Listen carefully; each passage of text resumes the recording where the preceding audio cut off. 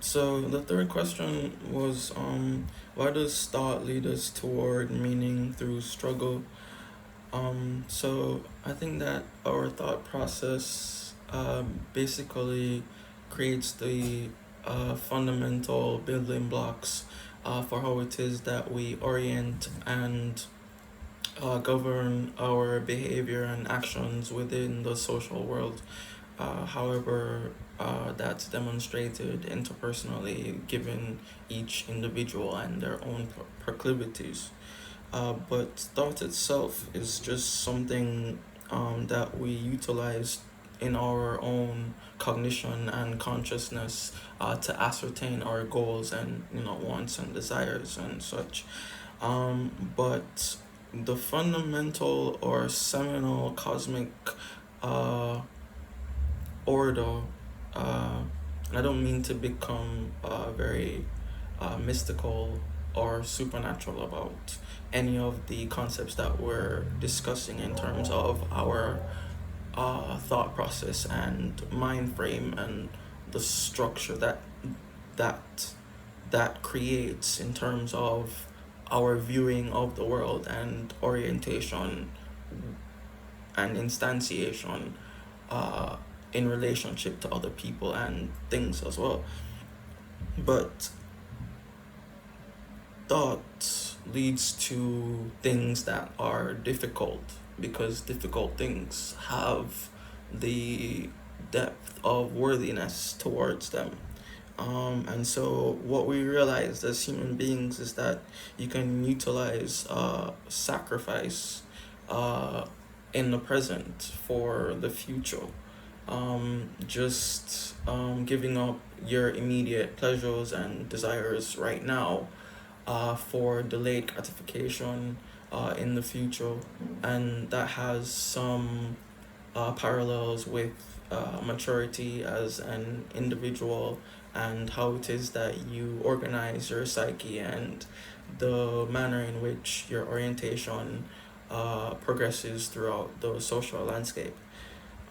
So, yes, sacrifice is essential in terms of meaning and how it is that we process the worthiness of specific types of goals that we're trying to ascertain or just gain for whatever motivation it is that you have structured uh, as an underlying process towards the thought that leads towards the actions to execute for that specific goal.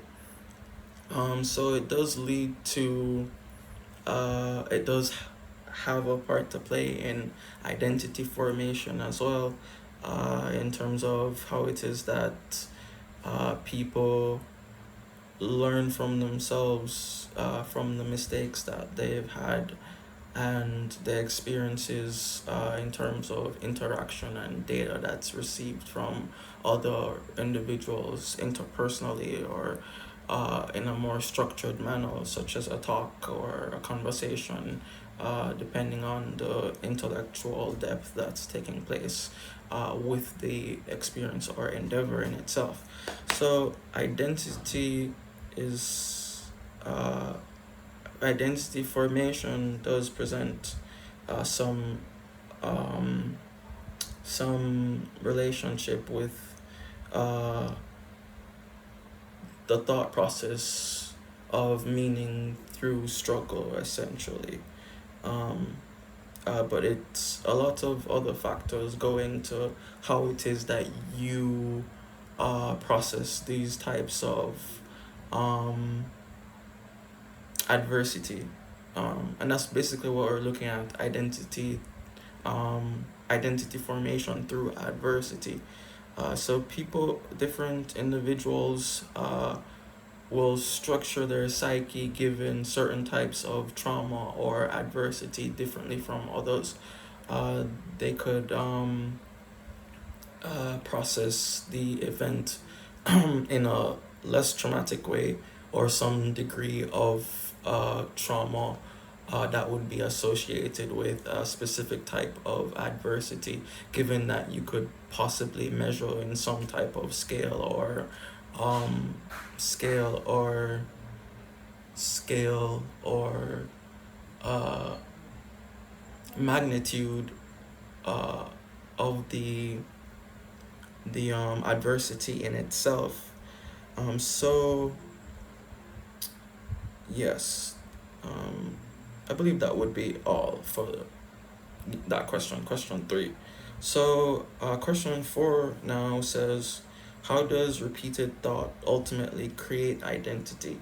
So this goes back to the first question of, what is thought and how it is that consciousness may have evolved given human evolution, and how it is that we've gotten to this point in our um, biological structure as intelligent um, entities or of existence in within the world itself. But there are, aspects of your mind that you don't necessarily have explicit control over. Some being your subconscious patterns that might take formation from uh, genetics, your environment, um, the experiences that you have, traumas that you've experienced, the habits that you form, the culture that you're embedded in. And these all interplay in different ways given, certain specific biological frameworks that entail your being, and how it is that your mind essentially processes these types of information, in different ways, culturally, psychologically, domestically, and if possible to a macroeconomic scale where we see the socioeconomic implications as well. So yeah, so the repeated thought processes help to create habits, and the habits are building blocks to your uh, specific types of behavior and how it is that you inhabit the world in terms of your mode of being. And that would essentially have to be related to the structure of your psyche, essentially, which could be analyzed in different ways. There is thought a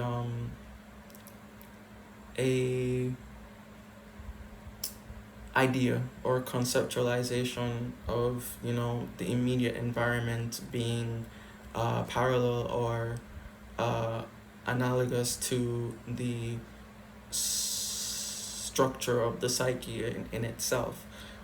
So it really is worth looking into if it is that structure and organization within your immediate environment would also entail, some form of structure in your psyche as well. Because, like I said from the first point, you inhabit the cosmos, and the cosmos does inhabit you as well. In terms of uh, uh, seminal cosmic order and possibly quantum level physics that would give explanations as to the structure of the universe that we inhabit. So yeah, that would be all for questions on this specific video essay on the psychology of thought. I hope this aided you in any way in terms of looking at the ideas from a different perspective, which would be my own perspective. I try to have these talks as uh, basically not too structured, or uh, I leave room for my own thoughts to just flow as best as possible, given the topic itself. So what I have here are just like talking points for each question, and I just use them to give me a certain type of guidance towards what it is that I'm saying, so that we have um, a specific type of structure.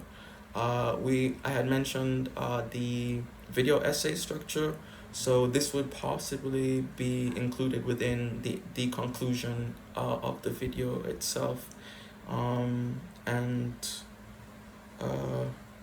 I believe that would be everything in terms of the discussion that I would have liked to had with this specific topic. So you can always contact me or get in touch if it is that you feel, you know, it's necessary to have further discussions. You can leave a comment. I'm pretty sure I'll put my email in the description of the video as well. But it's mostly just a place for other intellectuals who would like to just have discussions about things of this nature. So you can watch the other content if you'd like, and yeah, that would be all for this video. Thanks. Bye.